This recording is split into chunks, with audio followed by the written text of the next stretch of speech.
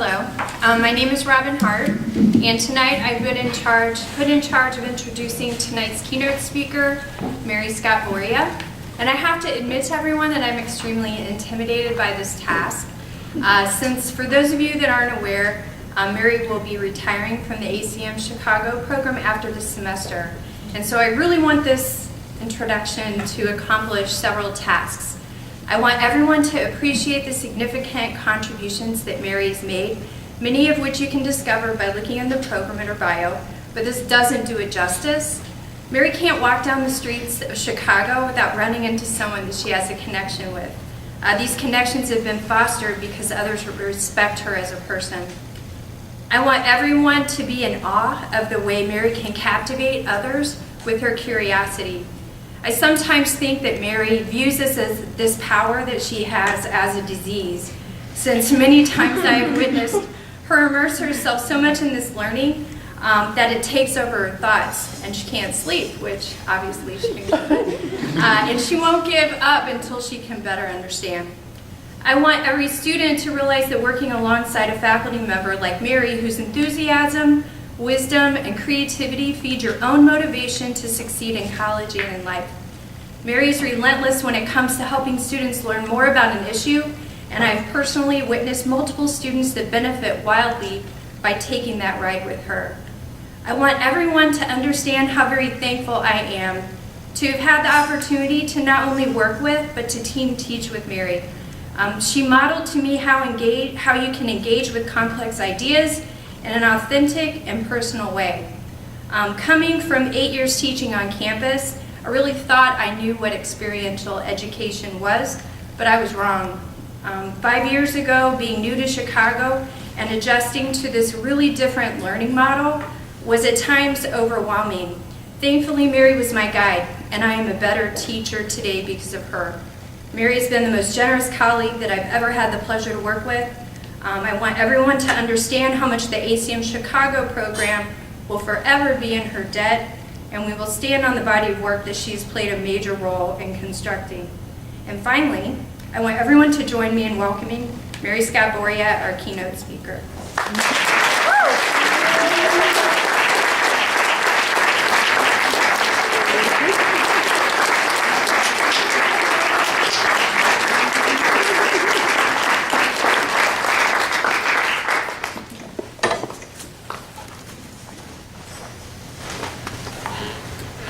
Fun part of this is this.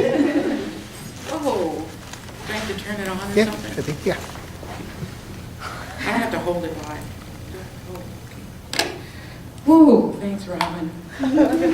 So, I just want you to know, my kids spilled the beans. They told me, Robin called us. My daughter said, Robin texted me. Oops, I'm not supposed to tell you that. You promise you won't tell her? I promise I won't tell her. I just have a big mouth too. Wow, this is kind of a real awesome task. And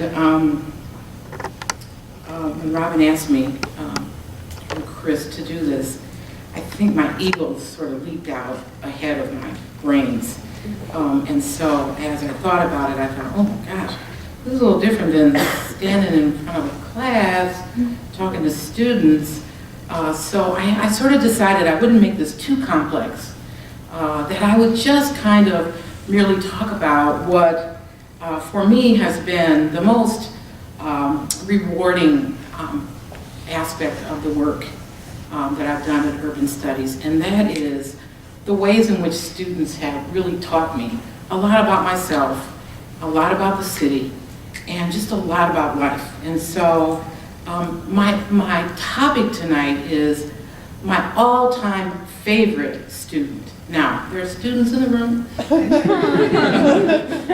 My students are in the room. Favorite does not mean the one I like the most. It does not mean the one that has been the best student. It just means that this student is very memorable to my experience. Right across from our office is ABC TV station, and every day I go out and you read the sort of latest news that's going across, sort of the flash. So I want to give you a little flash And we do something called 2 truths and a lie with our students. So see if you can figure out which ones are the truths and which ones are the lies. So, flash. College teacher caught transporting young white prostitutes across state lines. Flash. Big city mayor is stalked by a crowd of deranged college students. Flash. Rats found in student apartment. Oh, it must have been the psychology students. This afternoon or this evening, I want to introduce to you Randy. Randy will help me give this talk. Randy did the Urban Studies program in Chicago about 10 years ago. And like the experiences discussed this week, coming to Chicago was a very new experience for Randy, as it is for many other students. At your places, where you've been around the world, you learn to speak Spanish, Swahili, Portuguese, Italian, French, Japanese, and Chinese. Well, here in Chicago, we also have a language of our own as well that students come to learn when they come to the city. It's a bit about the language of art and business, social movements, youth culture, race, racism, privilege, struggle, politics, and its sister, corruption. We learn to speak to the context that we find ourselves in. So Chicago and Randy are my case study this evening. And I hope that some of these examples are not just examples about Chicago, but are examples that you can relate to as well. Chicago is really a world-class city. It is the quintessential American city with a rich history of its entrepreneurial spirit and innovation, its activism, and we can't forget its world-class art.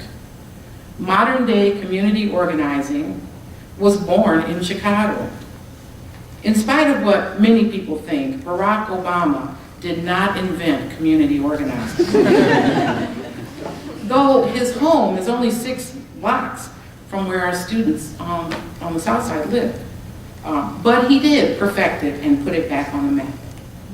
From world-class museums, cultural institutions, to the art of Pablo Picasso and Frank Lloyd Wright, a flourishing public art scene, rambunctious local politics, and a strong business sector, Chicago is a thriving and very complex big city.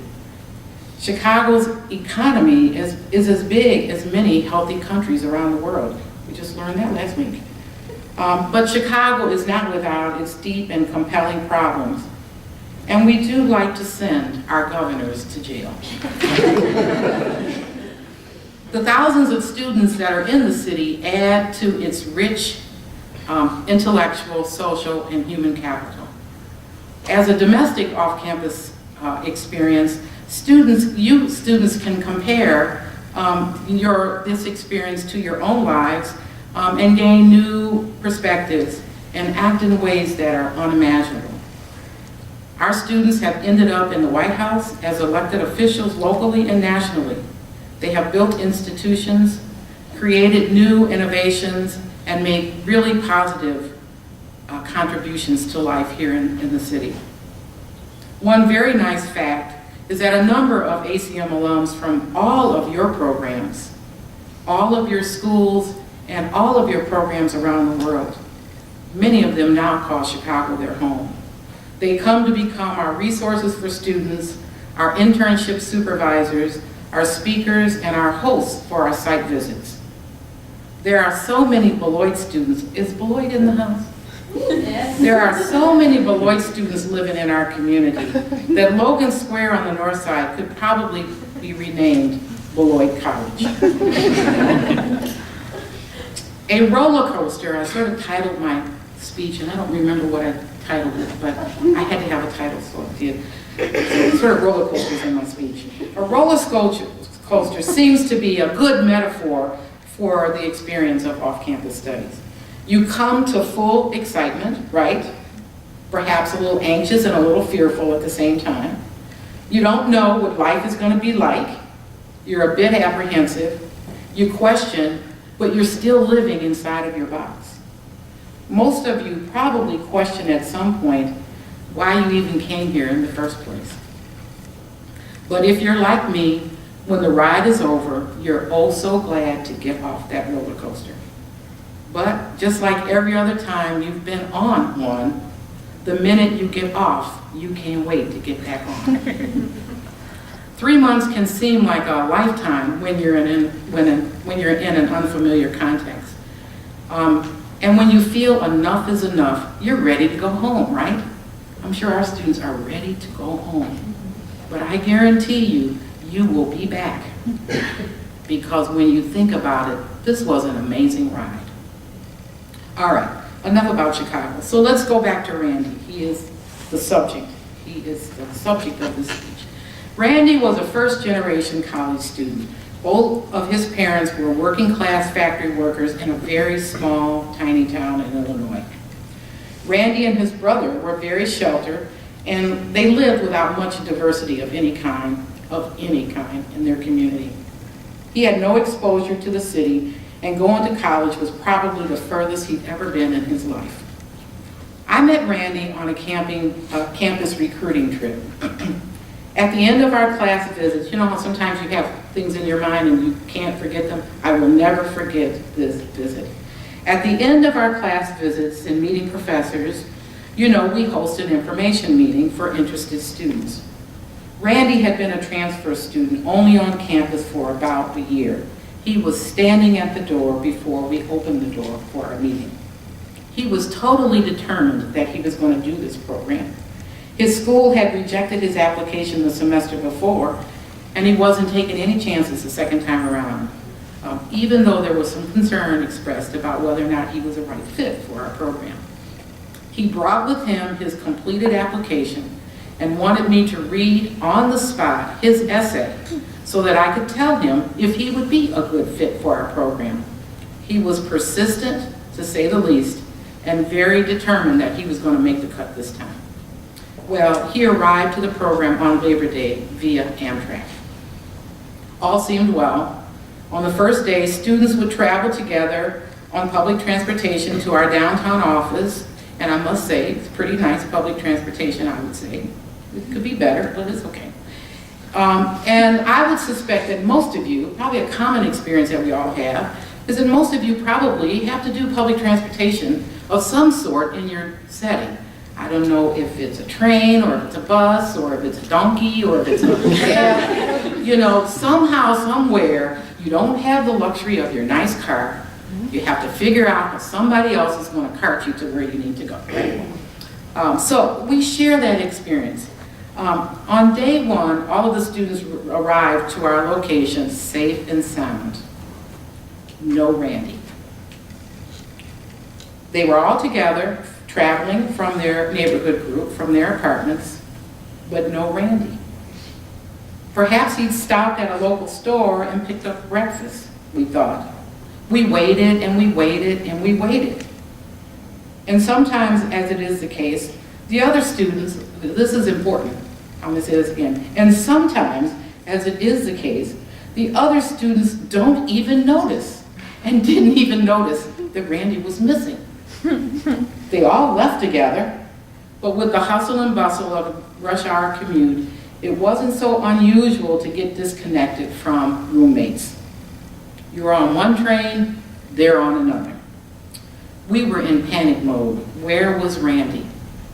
In my tenure, we have not lost a student, and I was really worried that we had lost Randy. Until finally, about an hour later, a little bit disheveled and disoriented, Randy arrived to our program site.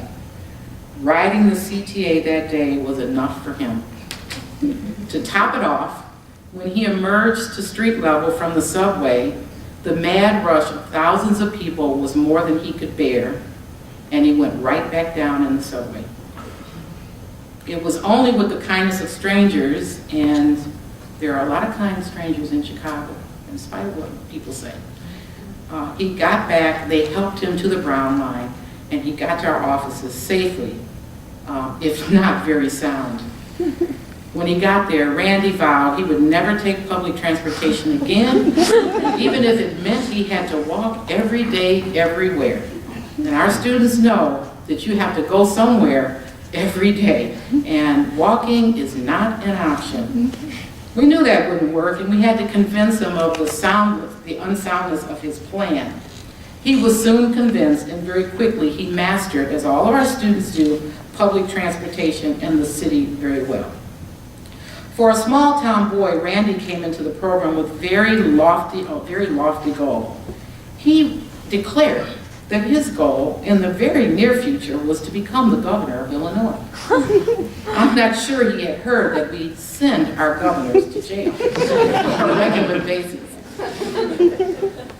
But needless to say, he still had that goal.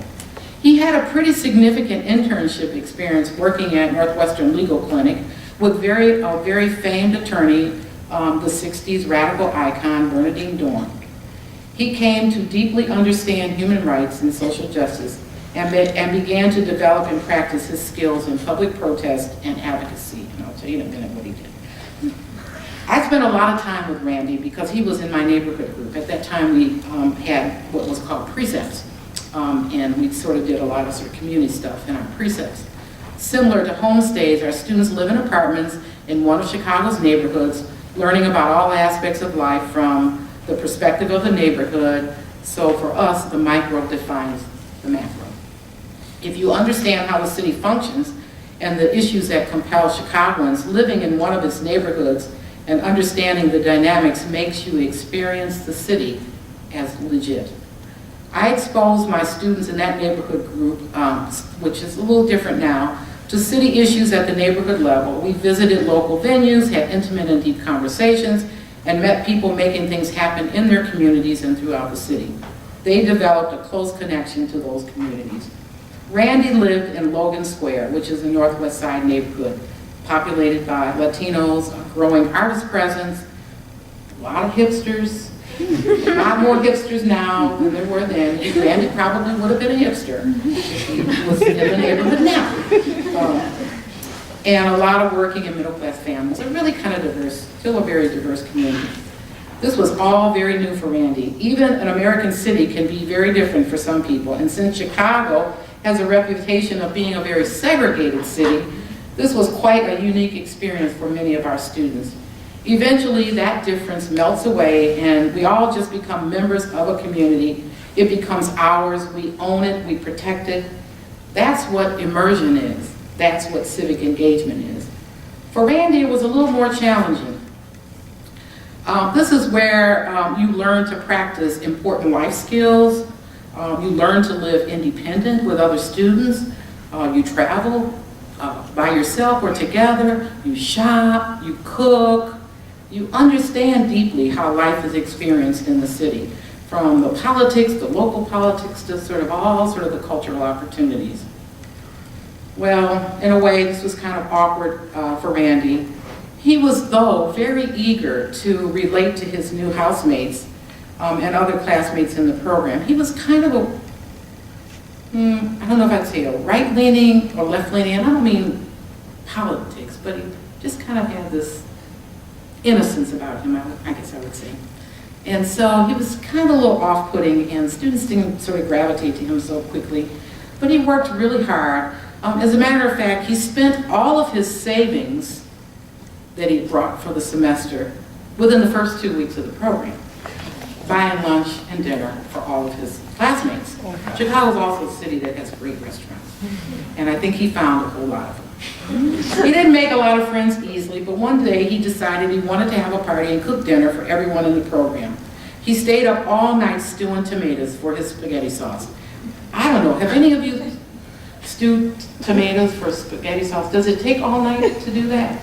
Oh, it took him all night. All night. When we arrived at his apartment from the party, and he lived in Locust Grove on the first floor. We don't have apartments on the first floor anymore.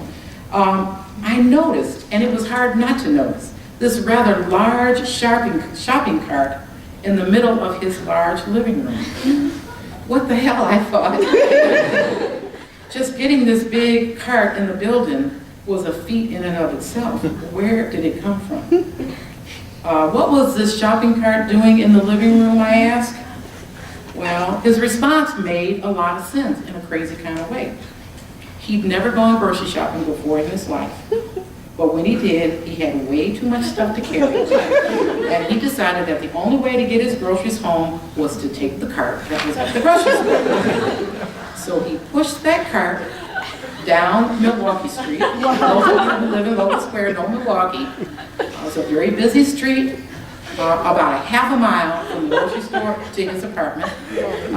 He didn't quite think that he needed to take it back, but no one seemed to kind of notice this kid with this big shopping cart, and he didn't seem to mind too much. He kind of left it there. I don't know what happened to it. I guess the landlord maybe got rid of it. Maybe we've all been there. Maybe we've all thought, if I could just take this shopping cart, everything would be okay. I mean, you don't have a car. You go grocery shopping, right? You got to carry all these big bags. So, maybe taking the cart would have been a solution. When I informed him that taking this cart was actually theft, and that it was kind of inappropriate, and then maybe he could get hurt because somebody could see him with that cart and really hurt him over it. There are people out there who steal carts from each other. It seemed maybe that I got the point across, but there were many other points that I needed to make with Randy throughout the semester. At times, he seemed kind of slow. Now, I'm not saying that as a sort of a way to kind of insult his intelligence. That's not kind of what I mean. And unable to grasp the pace of the city, for the most part. But I think it was hard for me to keep up with him. There was a lot of learning between us, a lot of painful learning that happened during the semester. So the other day, I was crossing a bridge, and I was crossing the bridges here on Wacker Drive, and some of you probably cross those bridges. And I do that every day, and I thought about it for a minute, and I thought, wow, crossing this bridge is, sometimes we don't really pay any attention to that, but I thought how symbolic is crossing the bridge in Chicago to sort of what the landscape of Chicago is like. So I thought about how our encounters with difference shape our everyday life and shape them in new ways, and perhaps in ways that we don't even think about. Bridges can either divide us or connect us, depending upon your perspective. And for Chicago, bridges, viaducts, train tracks, and rivers seem to have been the things that have divided us. When I was a little girl in Michigan, I lived by the Kalamazoo River, and I crossed this bridge frequently and more frequently as I got older. I was always afraid of the bridge because the water underneath seemed to always call out to me, come, come. When I think about the bridges over there, I think, I hate walking across that bridge because the water's just like, jump in, jump in, jump in. Thank God Randy never, I don't think, crossed the bridges. But there are always sides, right? There's the rich side over here. There's the poor side over there. There's the whites on the north side and the blacks on the south side. Considered to be, again, one of the most segregated cities in the country, we really work hard in our program to understand this dynamic so that we can foster and build relationships across these differences. And we want our students to be living where this can happen so they can challenge the crippling effects that it has on people and the character of the city. We send our students out in the city to engage these differences and not run from them. This happens early on in our program and continues throughout the semester. Randy did learn the lessons of city living. Sometimes we were a harsh teacher, but I think it was fun for him. We knew that Randy had conquered the day excitingly. We knew that he had conquered the day one day when he excitingly charged into Miss Dorothy's office, proclaiming that he had scammed the scammers. And he wanted us to know how skilled he had become at playing the game. So con games are a frequent passage of time in these cities. And I'm sure in countries where you're from and where you've been, you know that there are a lot of con games. And being the victim of a scam is hard and often painful, is often a painful lesson to learn. But Randy turned a potential scam on its head. On his way home from his internship, he was stopped by a couple of local con artists, perfectly innocent looking as he always was. The con artist said, "Hey, you want to buy a couple of concert tickets real cheap?" And they were tickets for an artist called Nelly. Some of you probably know who Nelly is. I didn't know who Nelly was, and I didn't think Randy did, but he did. "Hey, you want to buy these tickets?" they asked. "Hey, and if you buy these tickets for $40, we'll even throw in a backstage pass." Sound like a good deal to me. He thought, that is a good deal. Sure, he was interested. He was in the big city. You know, he sort of suited up. He was ready for anything. And when they told him that what the cost was, he said he didn't have any cash on him, but he would give them a check.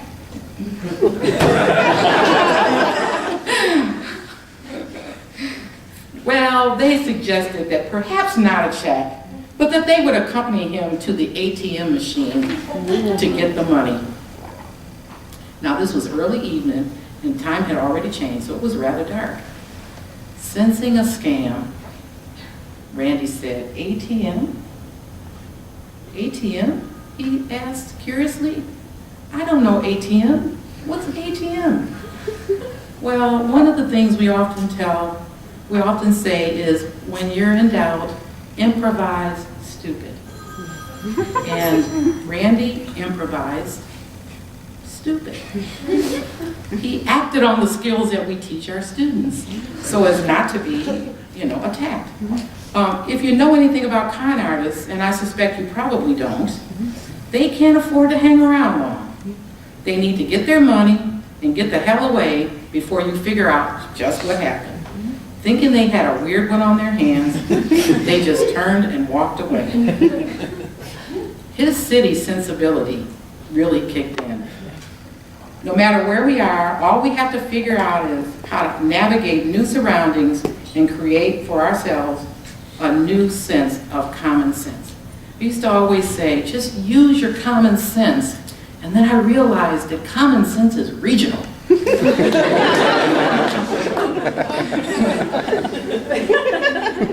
Randy taught me that. I knew the day before I spoke to him about his ISP, and we're sort of in this ISP mode right now, that something had clicked for him.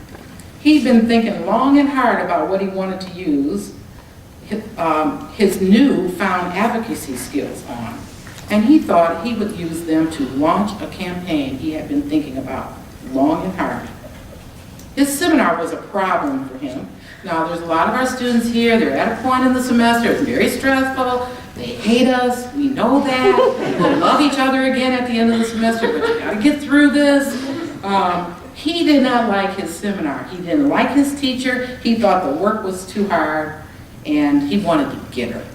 So he came to my office and he said, "I have a great ISP proposal. How about if I organize a protest and a campaign to have HQ fired?" He was serious. He was really serious. He was serious about this being his ISP. He wasn't really mad at her anymore. He just thought it was a great idea. He could use all of those protest and advocacy skills we have been teaching him, and he could put it to work. He could develop a petition, organize speeches, get all the students involved, set up a meeting with ACM, and put together this perfect protest campaign. He was serious. He wasn't angry, he was just serious.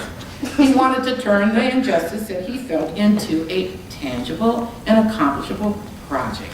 That's what we tell our students, tangible and accomplishable. Well, if any of you are thinking, I'm speaking to the Chicago Program students, if any of you are thinking, this could probably be a good ISP, now might be the time to go to the bathroom. We helped him, though, channel his unhappiness in other ways and found a more suitable project for him that semester, political corruption in Illinois. He's a political science major. Randy ended the program very different than he started. His personality hadn't really changed, but his perspective on a lot of things had.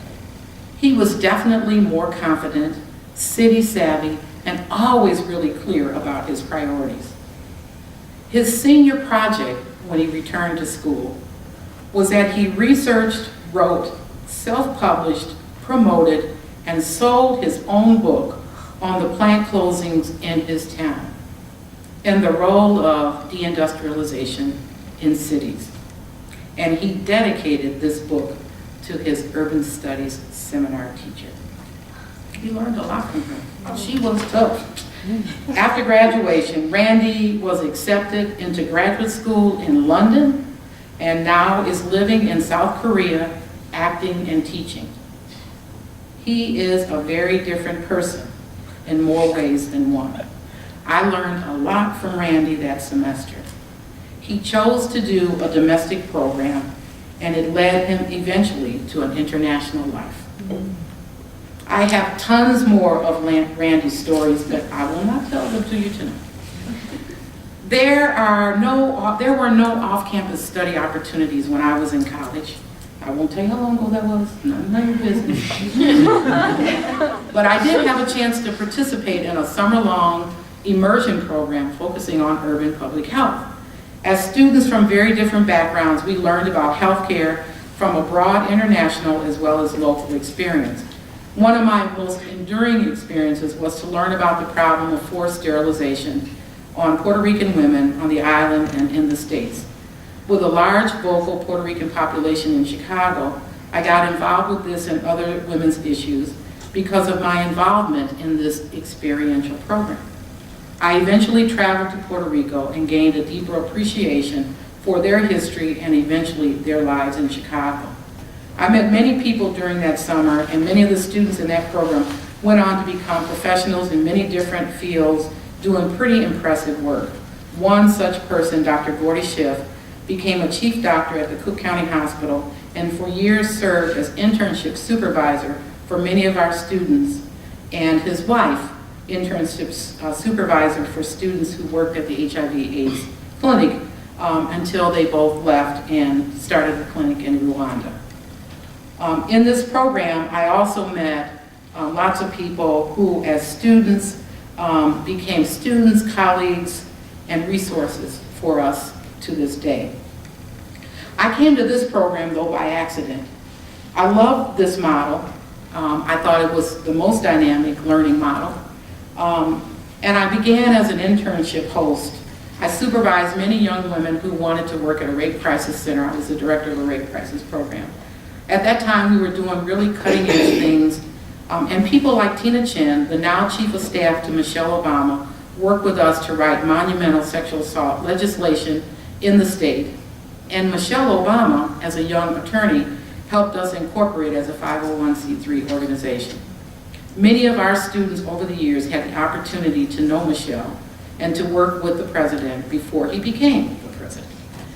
We did crazy things in my early years here, things that now we pause and reconsider before maybe we took that leap. That's where the parachute part comes in.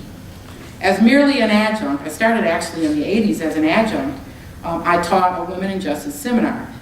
It was at a crazy historical time for women and girls. The big March for Women's Lives was happening in Washington, D.C., and as a group, my seminar group, we decided that we wanted to take a trip to D.C.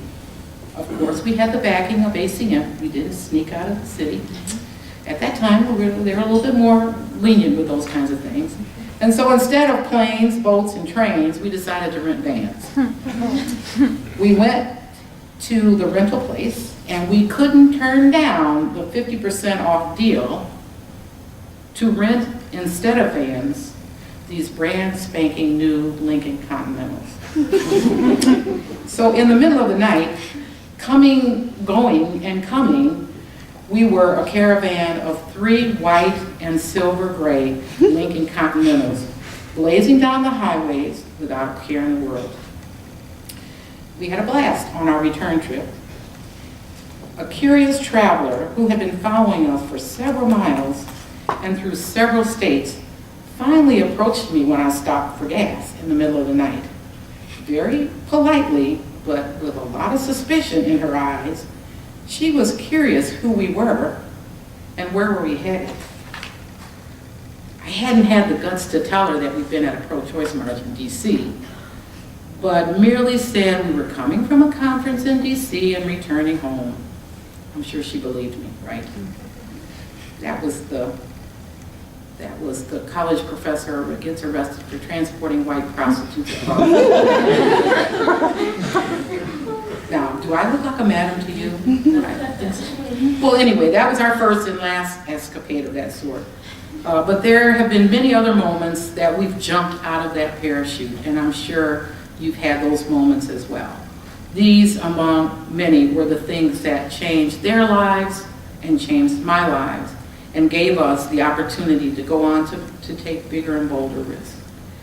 We push the limits for our students. We stretch them out of their comfort zone, and then we make them reflect, and reflect again. Your experiences have been my experiences. Well, maybe I haven't sleepwalked into another student's apartment, or maybe I haven't passed out in the director's office after a night of wild fun in the city, or maybe I haven't sat in a public park in the middle of the night trying to figure out how the heck to get home. But I certainly can relate to those experiences. In the 13 years of my full-time tenure here, I've had hundreds of students and become colleagues with many of them. The staff here are my family, and we laugh and cry together about everything. From bed bugs in students' apartments, they told me not to say that, to clapping down the mayor when we meet up with him in an unusual location. Remember, herd of students stalking the mayor? We just saw him one day, and we clapped him over.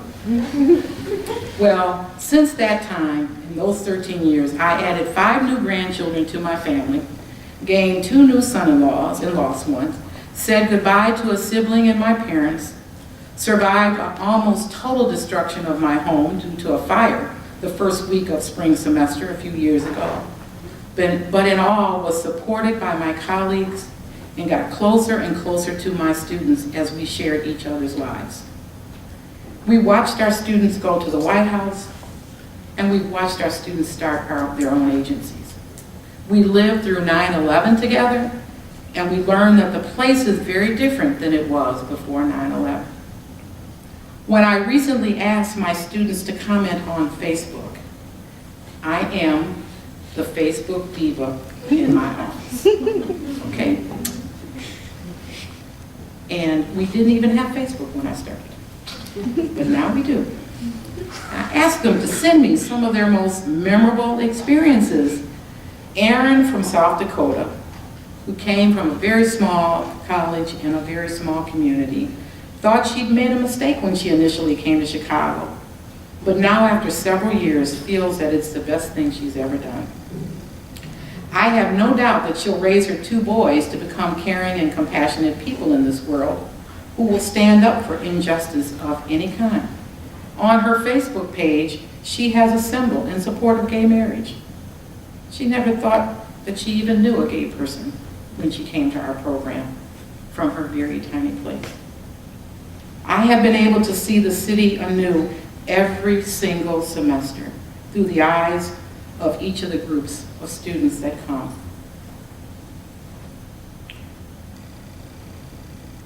Some might say, I can't wait to send home. Ha ha. It says on here, ha ha.